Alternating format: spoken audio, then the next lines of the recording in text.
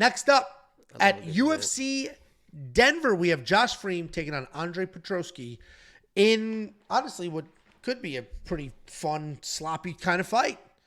Yeah, dude. Jasmine Jazz Divicious is the real deal. We got Josh Fremd, 11-5 in his career, 2-3 in his last 5. He's coming off that finished loss to Roman Kopylov, taking on Andre Petroski, 10-3 in his career, 3-2 in his last 5, riding a 2-fight skid.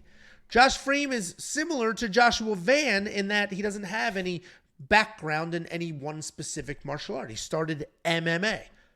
In the octagon, he's pretty much a grappler, though. He seems to go that direction and lean into those exchanges. He's a very athletic guy. He's got some sneaky power every now and then. When he can initiate those grappling exchanges, he does very well. When he can't, though, he does look a bit lost. He has some cardio. He's got some speed.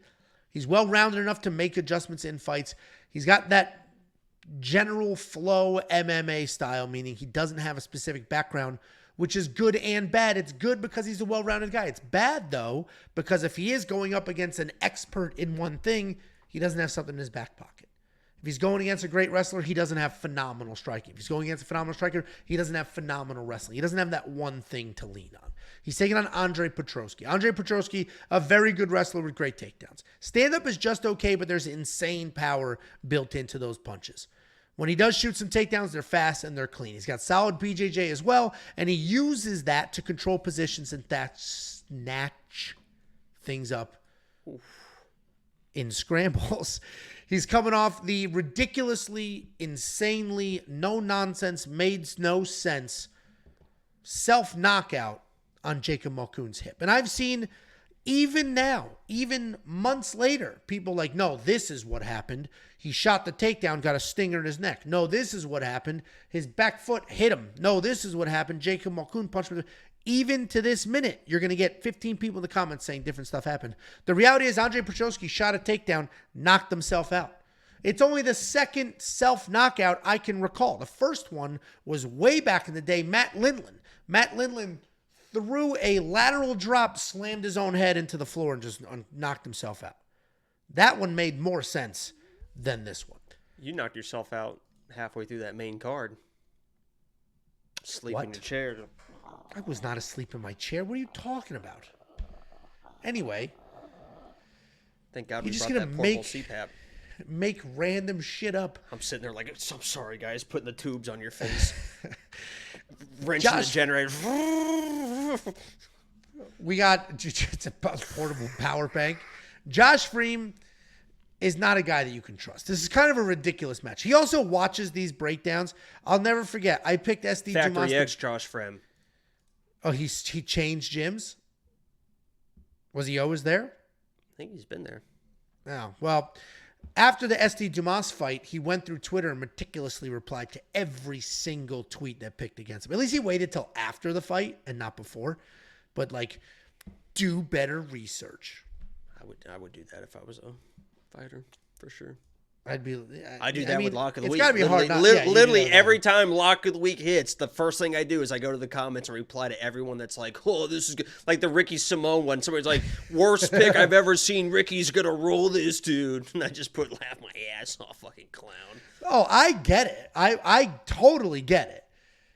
But it is just funny to see, like, in his hotel, just so pumped. Like, this idiot, that idiot, do better research.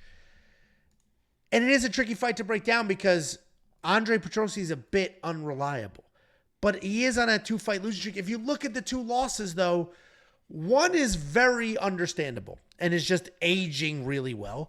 And the other was just a bizarre fluke because he looked good in that Jacob Malkoun fight. He won that first round. He looked good in that fight and then knocked himself out. I got to lean Petroski here. He's going to hit harder. He certainly has the better wrestling. I don't know how Josh wins this fight. He'll have to be on an absolute bicycle and just pitter-patter strike for 15 full minutes. I don't see that happening. I think Petroski wins. I don't have a bet on him, but this is one of those fights where the closer we get to fight night, the more and more confident I get. I started with, how could you bet on this fight? Both of these guys, it's crazy, blah, blah. And now I'm like, dude, I think Petroski should absolutely win this fight. The opening odds make a lot more sense than the current ones. What do you think, Jakey boy? How much you have in your bet online? Or you bet openly? I think I'm down to $30. How much you want to put in there? I'll bet you $100. That's it? I'll do fucking 500 on this. I'll do 100, Jacob. I'm a regular person. What a fucking pussy, dude. What a fucking pussy, dude. What a fucking pussy. You don't want to do 500. Can you explain why you think Josh wins this fight? Oh, you just hate that gym. You hate the Andre Petroski gym. That's all. He's not even at that gym. And it has nothing to do with that gym. It has everything to do with the type of fighter he is. I have a bet. I already put $150 on Josh Fremd. That's not a premium play. It's just a personal play. Why didn't I put it as a premium play? Because that's not a bet on Josh Fremd.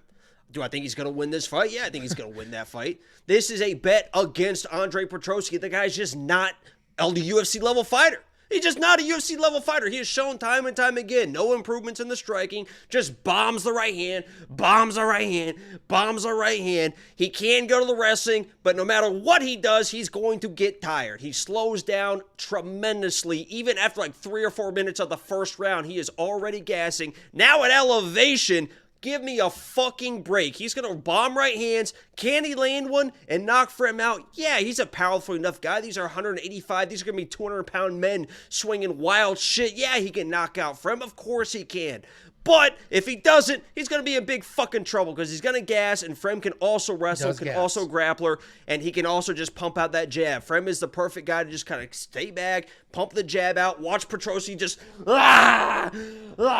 he's going to get tired. Then he's going to try to go to the wrestling. Once he gets tired, it's not going to work, and he's probably going to get finished in the second, in the third, if it even makes it there. So I like Fremd here. Like I said, I have personal money on him, and I'm willing to bet Angelo $500 on this fight because, you know, it's just a bet against Andre Petroski. I don't think he's a UFC level fighter. He seems like a tough dude, seems like a great guy or whatever, but yeah, I don't think he's that level.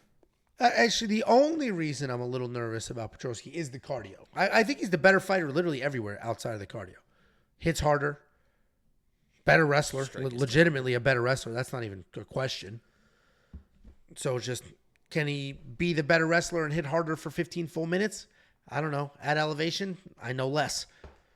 But I do think Petroski wins. Jakey Boy's on the Fremd side. $7,900 in DraftKings Fantasy, $8,300 in DraftKings Fantasy. What I would not do is put one of these gentlemen in your single entry cash game. What I would do, though, is have some exposure to tournament. I think this is an under 2.5 for sure. I think this is a fight that somebody's probably going to get finished. Either side. If Jacob's right, then Petroski will gas, slow down, maybe get TKO'd on top.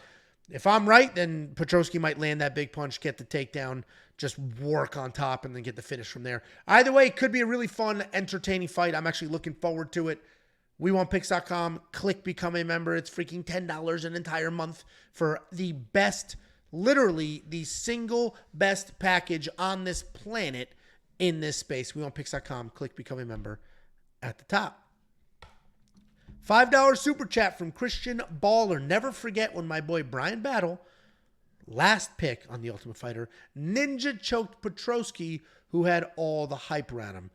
But again, so yes, thank you for the $5. I agree with the point you're making. But all that does is reaffirm the point that I made that Petroski's losses are holding up. That's a quality loss. Brian Battle's legit good. Petroski losing to Michel Pereira, that's a phenomenal loss. Look what he's done since then. I mean, that wasn't much of a punch. Knocking himself out on a hip, crazy wild circumstances. You know, it is what it is. He looked good leading up until that moment. So I get it, man. And Maximum Customs Premium changed my bum life. Well, I'm sure you wasn't a bum life, and I'm glad it was able to help you out. It was fucking terrible, but now it's great. This is why you said people. For that. This is why you said people were more excited to see me than you. Positive Ange. Uplifting Ange, they call I think me. they were intimidated by my diamond necklace, to be honest with you. Yeah, it was just shining too bright. They couldn't look right at you. All they saw was a glow. They didn't know. They didn't know who it was. Even I saw you. I'll be honest with you. I even saw kind of when I went up to Callum and Tabitha. I think I saw Callum kind of eyeing it too. Like, man, look at that. Jacob, there's no such thing as a good loss. In the history of this sport, there has never been a quality loss. Dan Ige's loss last week, trash shit. That's not a good loss. How about Angelo? Forgot about it. How about Angelo spending rounds?